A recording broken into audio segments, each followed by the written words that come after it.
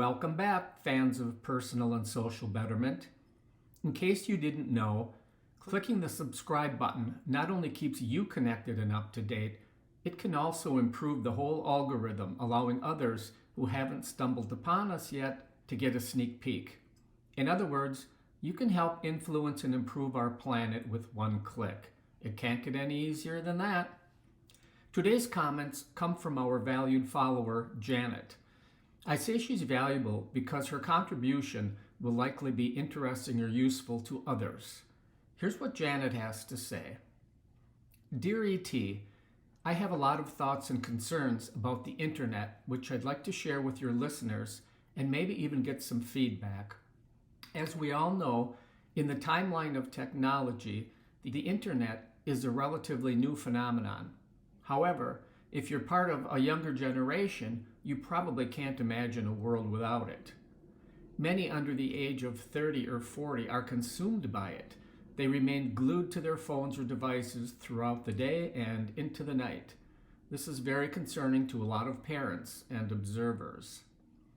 The first point I'd like to make is that the internet absolutely provides countless benefits related to information sharing and storage. In fact, I saw a claim in a recent documentary that there has been more information collected and shared during the past 20 years than since the beginning of time up until 20 years ago, all because of the internet. I do find that believable. Regarding the benefits, it's truly amazing that almost any information you might be immediately in need of is literally at your fingertips. You can find people, places, and things, make purchases, learn projects, map your travel, settle arguments, etc., etc. Individuals, businesses, financial institutions, and governments have become extremely dependent upon the worldwide connectivity. In many ways, the internet plays some role in almost everything most people do every day.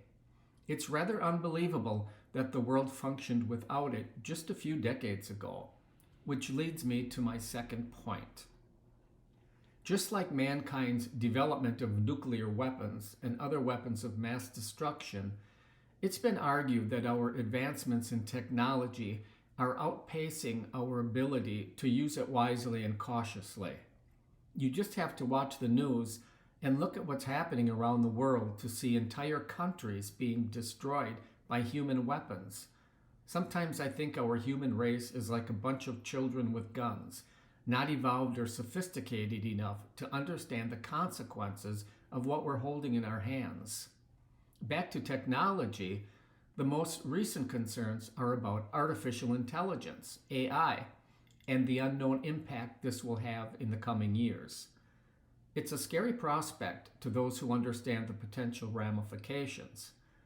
We've all heard the argument about whether or not violent movies and gaming leads to violent behaviors in youth.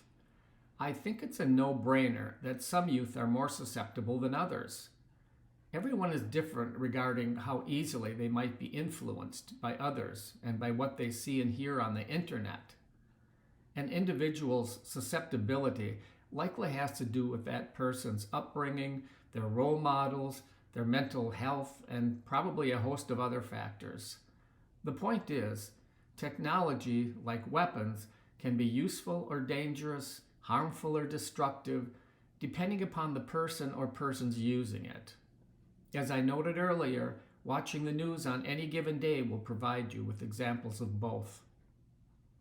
A big challenge has been to teach our human population to use technology wisely and with mutual respect.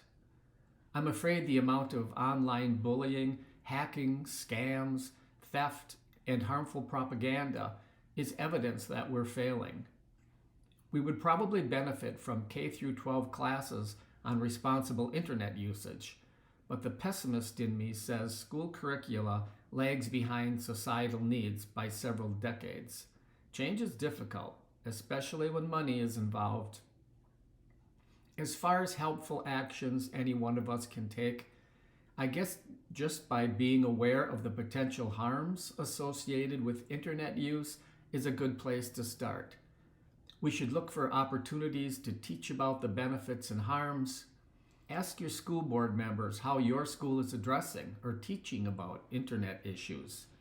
Have deep conversations with your children, citing specific examples of what has happened and what is happening when certain people have been negatively influenced.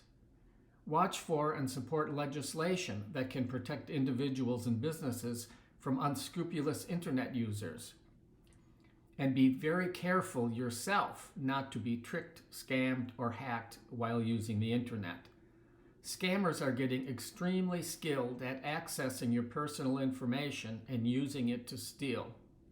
One of the biggest fears about artificial intelligence is that AI will provide scammers with lots of new and effective tools to hack and steal from all of us.